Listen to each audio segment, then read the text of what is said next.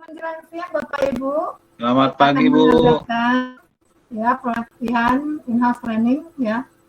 Dalam suasana begitu cerah, tapi kita tetap juga harus bersyukur kepada Tuhan. Semoga acara kita berjalan lancar ya Bapak Ibu ya. Baik, sebelum mulai pelatihan kita ini, marilah kita berdoa menurut agama kita masing-masing. Doa dimulai.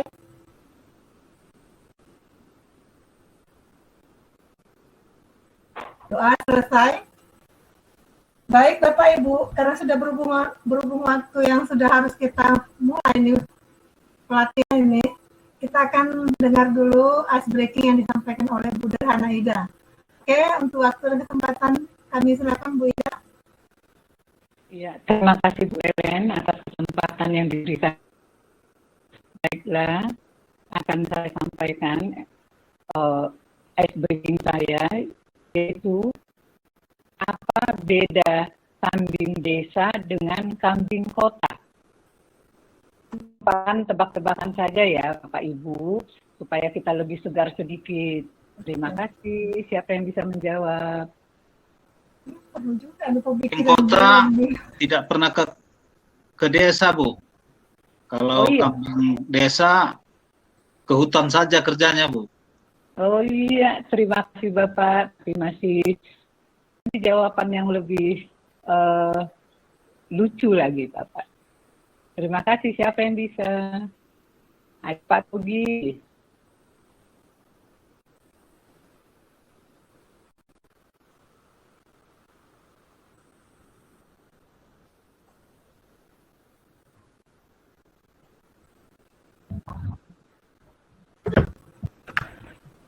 Oke, bisa aja jawabannya karena tidak harus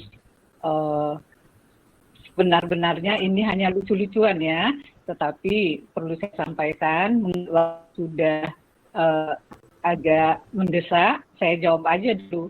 Kalau kambing desa itu suaranya embek, kalau kambing kota itu suaranya heboh. Tuh, terima kasih. Oke, terima kasih buat ice breaking ya Bu. Ya kita lumayan juga jadi tersenyum ya, lucu kan. Oke, baik Bapak Ibu.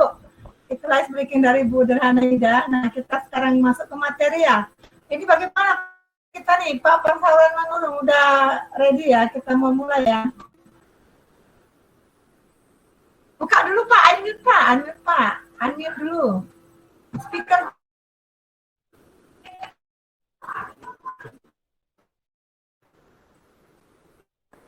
Speakernya Pak, speakernya.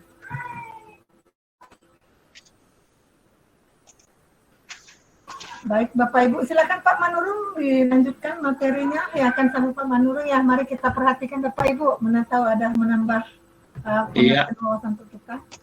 Terima kasih kepada moderator Ibu Ellen yang sudah semangat berikan kesempatan kepada saya menyajikan materi yang hari ke-9.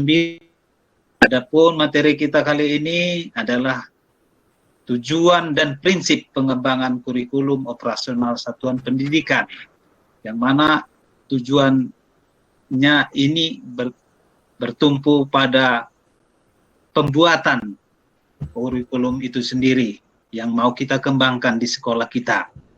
Bapak Ibu, adapun pengertian dari kurikulum itu sendiri adalah kumpulan rencana, tujuan, materi, pembelajaran, dan bahkan cara mengajar yang digunakan sebagai pedoman oleh pengajar demi tercapainya tujuan akhir pembelajaran. Kurikulum operasional satuan pendidikan adalah perwujudan objektif dari niat kurikulum instruksional dalam bentuk interaksi pembelajaran, segala sesuatu yang dilaksanakan guru, siswa, dan bagaimana interaksi di antara keduanya. Tujuan KOSP tersebut adalah untuk mempersiapkan peserta didik agar dapat menjadi pribadi serta warga negara yang kreatif, inovatif, beriman, dan juga efektif ketika dia berada pada lingkungan masyarakat kelak. Selain itu, kurikulum juga bertujuan untuk mendidik dan membimbing peserta didik agar dapat berkontribusi secara positif dalam kehidupan bermasyarakat, berbangsa, dan bernegara. Prinsip pengembangan KOSP. Pertama,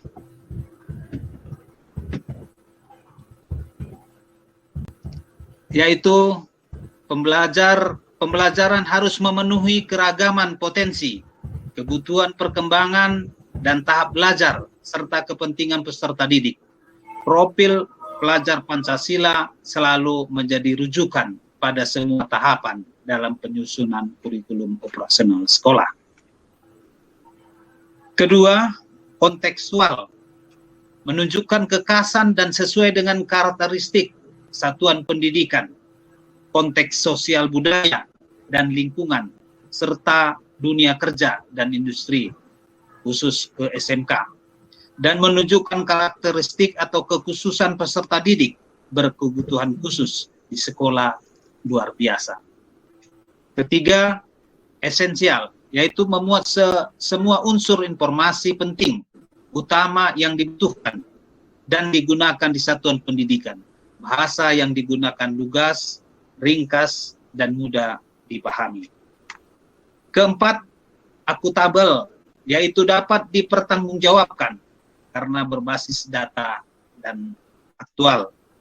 Kelima, prinsip pengembangan KOSP adalah melibatkan berbagai pemangku kepentingan, yaitu pengembangan kurikulum satuan pendidikan, melibatkan komite satuan pendidikan, dan berbagai pemangku kepentingan yang lain, orang tua, organisasi, berbagai sentra, serta industri dan dunia kerja SMK di bawah koordinasi dan supervisi Dinas Pendidikan atau kantor kementerian yang menyelenggarakan urusan pemerintahan di bidang agama sesuai dengan kewenangannya.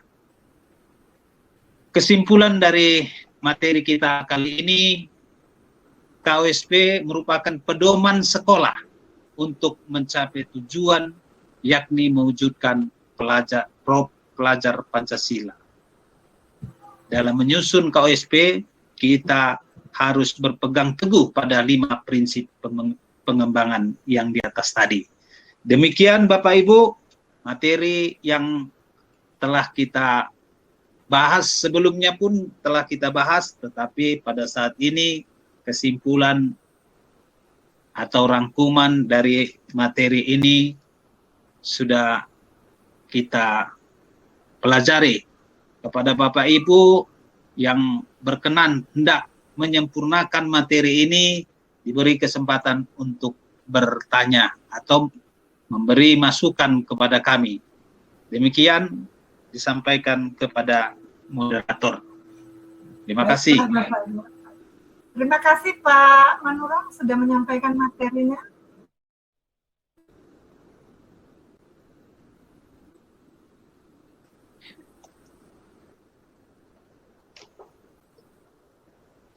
Baik Bapak Ibu, terima kasih Pak Manurung yang sudah menyampaikan materinya buat kita semua ya. Semoga materi bisa kita pakai kan, kita manfaatkan untuk kita bawakan di sekolah kita masing-masing. Bapak Ibu, ini ada kesempatan untuk tanya jawab untuk pendalaman materi yang diberikan oleh Pak Manurung. Silakan Bapak Ibu yang mau bertanya. Ya Bapak Ibu, ya terima kasih.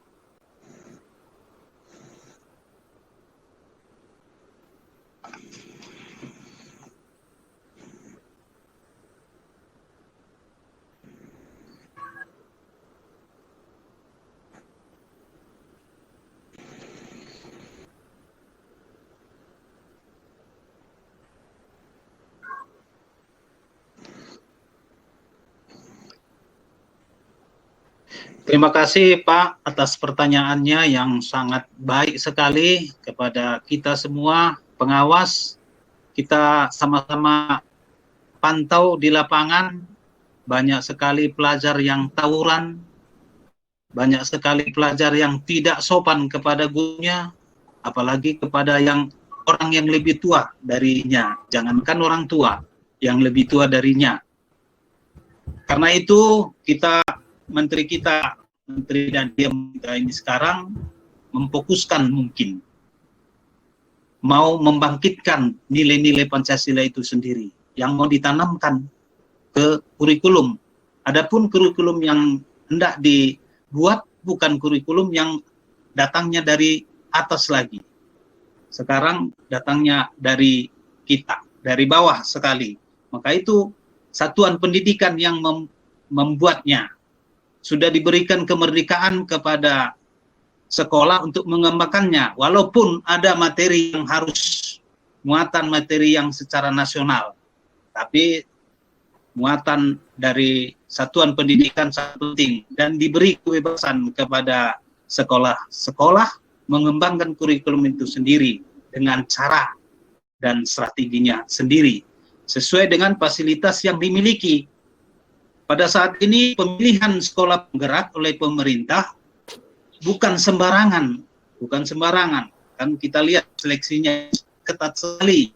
Sekolah yang dipilih adalah sekolah-sekolah yang memang pilot di daerah kita masing-masing. Gurunya sangat penting untuk dididik di diklat, itu merupakan supaya keseragaman terjadi dari pusat sampai daerah, supaya tidak terkotak di daerah. Demikian yang kami sampaikan, intinya nilai-nilai Pancasila hendak disosialisasikan kembali yang selama ini sudah mungkin mulai pudar. Demikian Pak, itu sementara. Ya, jauh sekali Pak Manu. Aduh, udah begitu dekatnya. Coba. Oke, baik. Bapak Ibu yang lain ada yang mau bertanya untuk lebih jelas lagi untuk hal yang lainnya menyangkut kita. Kemudian ada pertanyaannya. Pak Parsaoran, terima kasih. Saya tidak bertanya karena apa yang disampaikan oleh Pak Parsaoran menurutnya sudah mencakup apa yang diharapkan sesuai dengan materi Bapak. Mengingat waktu juga sudah mendekati ditetapkan. Terima kasih. Terima kasih. Baiklah, karena sudah waktunya juga ini yang membatasi kita untuk membuat pertanyaan lebih banyak lagi ya Bapak Ibu ya. Jadi kita sudahilah sampai di sini ya untuk pertemuan kita dalam pelatihan in-house training, di mana pematerinya adalah Pak Parsaoran. Oke. Oh iya, lupa kita ya. Oke Pak Manurung, silakan Pak Manurung refleksi dulu sebelum kita tutup. Nih saya mau nutup aja nih, belum waktunya, rupanya masih ada yang ketinggalan. Silakan Pak Manurung.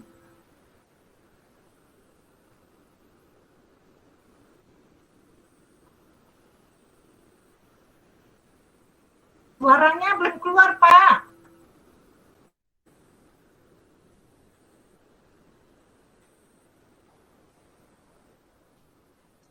Oke. Silakan Pak, refleksinya. Iya. Kesimpulan dari materi kita, adapun kurikulum satuan pendidikan itu kita ingat tujuan akhirnya adalah mewujudkan profil pelajar Pancasila. Profil pelajar Pancasila itu yang harus kita ingat.